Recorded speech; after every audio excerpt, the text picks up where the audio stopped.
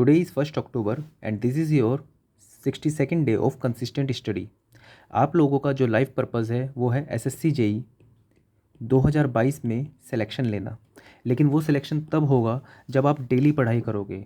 अगर आप आज 1 अक्टूबर है, 1 अक्टूबर से 31 अक्टूबर और उसके बाद 13 नवंबर तक डेली पढ़ाई करते हो, मतलब आपने आज का जो भी काम डिसाइड किया है कि आपको पढ़ना है वो आप कंप्लीट करो।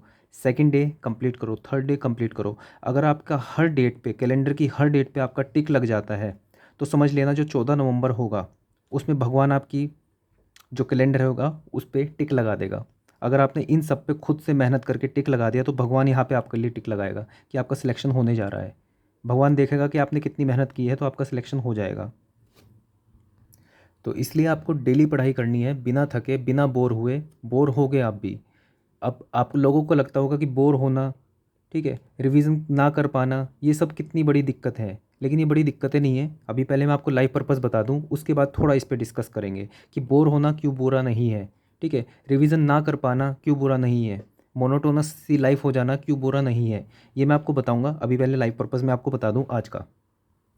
तो आप आज का अपना लाइफ पर्पस, जो आपका पूरे दिन का लाइफ पर्पस है 1 अक्टूबर का, उसको आप दो पार्ट में बांटोगे। पहला नेसेसरी पार्ट, दूसरा कॉम्प्लीमेंट्री पार्ट। नेसेसरी पार्ट के अंदर आप 5 घंटे का अपना टाइम दोगे, कॉम्प्लीमेंट्री इसके साथ है, ठीक है। तो नेसेसरी पार्ट में क्या होगा, ठीक है, तो आप क्या क्या करना है आज। रीजनिंग आपको 1 घंटा पढ़ना है। आप एमटेक में हो, जॉब में हो या फुल टाइम स्टूडेंट हो, आपको डेली 1 घंटा पढ़ना है। आप भले ही कितने बड़े 30 मार्क का बन जाओ रीजनिंग के अंदर, आपके भले ही अभी मॉक टेस्ट में 45+ मार्क्स आ रहे हो, तब भी आपको डेली 1 घंटा रीजनिंग करनी है। क्योंकि अगर आपके मार्क्स अच्छे आ रहे हैं तो आपको टाइम कम करने के लिए अपना रीजनिंग पढ़नी पड़ेगी डेली। कि अगर जो आप 45+ मार्क्स आ रहे हैं आपके अभी, ठीक है, लेकिन क्या आप 45 मिनट्स में कंप्लीट कर पा रहे हो पूरे पूरे क्वेश्चन रीजनिंग के? तो इसके लिए अब आपको रीजनिंग पढ़नी पड़ेगी क्योंकि टफ होने वाली है रीजनिंग। उसके बाद करंट अफेयर आपको पढ़ना है 30 मिनट्स, ठीक है। इसके अंदर आप जनवरी से अक्टूबर तक का पढ़ोगे, ठीक है, और करंट आप पढ़ते रहोगे। जनरल अवेयरनेस के अंदर आज आप physics, chemistry, economics and miscellaneous कुछ टॉपिक पढ़ोगे जो मैं आपको देने जा रहा हूँ। वो टॉपिक है, फिजिक्स में आप यूनिट्स एंड मेजरमेंट्स वाला पार्ट पढ़ोगे। केमिस्ट्री के अंदर आप बेसिक्स, एक चैप्टर है उसको पढ़ोगे, और दूसरा फ्यूल्स।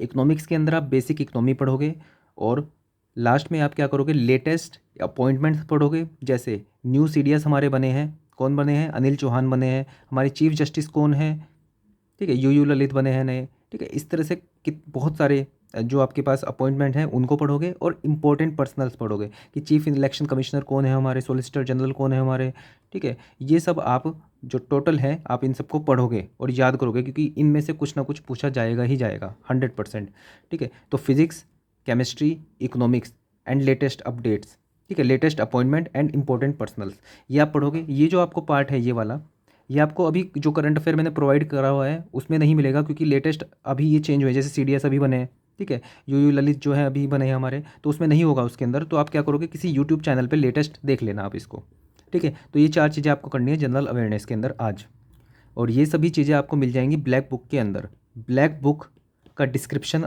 मतलब ये जो लिंक है इसका आपको डिस्क्रिप्शन में मिल जाएगा इसी वीडियो के नीचे, ठीक है। तो आप मेरे ग्रुप से ज्वाइन करे बिना भी आप वहाँ पे आपको लिंक मिल जाएगा, वहाँ से आप ले सकते हो।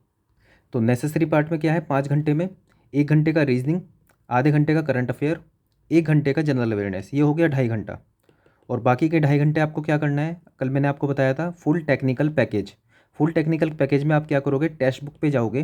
टेक्स्ट बुक में कोई भी एसएससी जेई का पीवाईक्यू, आप क्या होगा, प्रीवियस ईयर होगा, उसको आप सबमिट कर दोगे तुरंत। और सबमिट करने के बाद पहले क्वेश्चन पे आओगे, उसको देखोगे, सॉल्यूशन देखोगे, खुद से ट्राई करोगे, वहीं सॉल्यूशन देखोगे, अपने शॉर्ट नोट्स में उतारोगे, एंड सो ऑन। इस तरह से करके आपको 100 के 100 क्वेश्चन करने हैं 2.5 घंटे में। 2.5 घंटे में क्या होगा, एक तो आपके 100 क्वेश्चन कंप्लीट होंगे, प्लस आपका हर चैप्टर का, हर सब्जेक्ट का रिवीजन हो जाएगा। रिवीजन बहुत इंपॉर्टेंट रोल प्ले करने वाला है आपको। कई बार आप बहुत छोटे छोटे आई स्कोर के प्रोविजंस, बहुत छोटे छोटे फॉर्मूले आप भूल जाते हो, लेकिन ये आपका डेली आप ये करोगे तो आपको ये सब चीज़ें याद रहेंगे, और रिवीजन का अलग से लोड नहीं पड़ेगा आपके ऊपर। अगर आपने एसएससी जेई के सब क्वेश्चन कर लिए हैं, मतलब अगर भरी आपने प्रीवियस ईयर बुक से कर लिए हों, लेकिन एक आपने एक क्वेश्चन पेपर की तरह नहीं किए हैं, तब भी आप इसको करोगे। और जब आप एसएससी जेई का कंप्लीट हो जाए आपका, तो किसी भी एई का आप क्वेश्चन पेपर खोल लेना, कोई भी रैंडम क्वेश्चन पेपर खोल खोल लेना और उसको कंप्लीट करना, क्योंकि आपको टेक्निकल के कॉन्सेप्ट सीखने हैं, ठीक है, वो चेंज नहीं होंगे, वो क्वेश्चन के थ्रू आ भी सकते हैं, कॉन्सेप्ट के थ्रू भी आ सकते हैं। तो ये हुआ नेसेसरी पार्ट। और कॉम्प्लीमेंट्री पार्ट 5 घंटे का, ये 3 पार्ट्स में आप कर सकते हो। ढाई ढाई ढाई घंटे के 2 पार्ट, या फिर 2 2 घंटे का और 1 घंटे का पार्ट, या फिर 1 1 घंटे के 5 पार्ट। तो ये आप सब्जेक्ट्स में डिवाइड कर सकते हो। ये मैंने आपको कल बता भी दिया था किस तरह से करना है, और इंपॉर्टेंट चैप्टर्स भी बता दिए थे। तो इस तरह से आप ये सब चीज़ें कर सकते हो। अब आते हैं अपने पॉइंट के ऊपर जो मैंने अभी पूछा था आपसे। अब जो मैंने डिस्कशन अभी ओपन किया आपके सामने, वो क्या है कि आपको फील होता है कि आप बोर हो जाते हो, आप रिवीजन करना चाहते हो, कॉपी आपके सामने है, रिवाइज नहीं कर पाते हो, आपको डिमोटिवेटेड सा फील होता है कि आपका सिलेक्शन नहीं हो रहा है, आप पढ़ रहे हो, ठीक है, मोनोटोनस सी लाइफ हो चुकी है, मन नहीं लगता पढ़ाई करने में। आपके साथ ये प्रॉब्लम आती होगी। ये आपके साथ नहीं, ये हर बच्चे के साथ प्रॉब्लम आती है।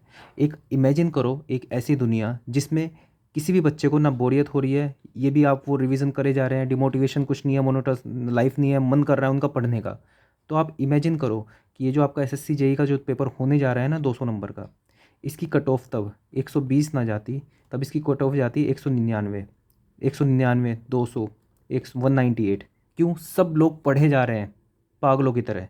तो फिर किस पे डिपेंड हो जाता सिलेक्शन? लक के ऊपर, क्योंकि तब तो सब पढ़ रहे हैं, ठीक है, किसी को भी ऐसा नहीं हो रहा है कि उसको मन नहीं लग रहा है, सब कुछ, हर कोई बंदा हर कुछ पढ़ रहा है। तो या तो टैलेंटेड बच्चा निकल पाता, टैलेंटेड बच्चा भी वो जो मेहनत कर रहा है, लेकिन मेहनत की तो कोई दिक्कत है ही नहीं, क्योंकि मेहनत करने का तो मन कर रहा है सबका। तो मतलब जब टैलेंट होता सिर्फ वही निकल जाता आगे। तो बात समझ में आ रही है?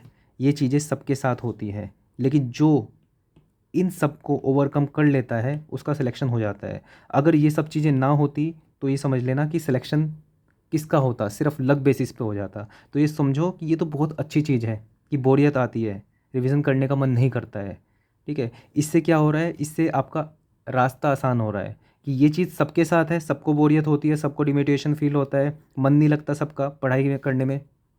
तो ये बात आपको भी पता है। आपको अगर ये रियलाइज़ हो गया, जिस टाइम पे आप बोर हुए ना, उस टाइम पे सोचना सब कोई बोर हो रहा है, हर कोई पढ़ना नहीं चाहता, अगर सिर्फ मैंने पढ़ लिया तो मैं सबसे आगे निकल जाऊंगा, सबसे आगे निकल जाऊंगी। इतनी सी कॉन्शियसनेस आपने अपने अंदर अगर जो ले आए आप, तो आपका सिलेक्शन हो जाएगा। आप कभी बोर होंगे, आगे भी होंगे, लेकिन आपको ये चीज़ पता होगा कि बोर तो हर कोई हो रहा है, ये बोर होने के साथ भी मैंने पढ़ लिया तो मेरा सिलेक्शन हो जाएगा। बस इतनी हल्की सी थोड़ी, ये सबको पता होगा, लेकिन आप इसको हल्का सा एक अवेयरनेस से अगर जो इसको समझ लोगे ना चीज़ को, तो अगली बार आप बोर भी होंगे ना, तब भी आप पढ़ रहे होंगे ये सोच के कि बस बोर होने के साथ साथ पढ़ लिया तो सिलेक्शन हो जाएगा। सो आज की वीडियो में, बस इस वीडियो में यही मैसेज मैं आपको देना चाहता था, प्लस आपका लाइफ पर्पज़ आज का। So that's all for this video. Thank you.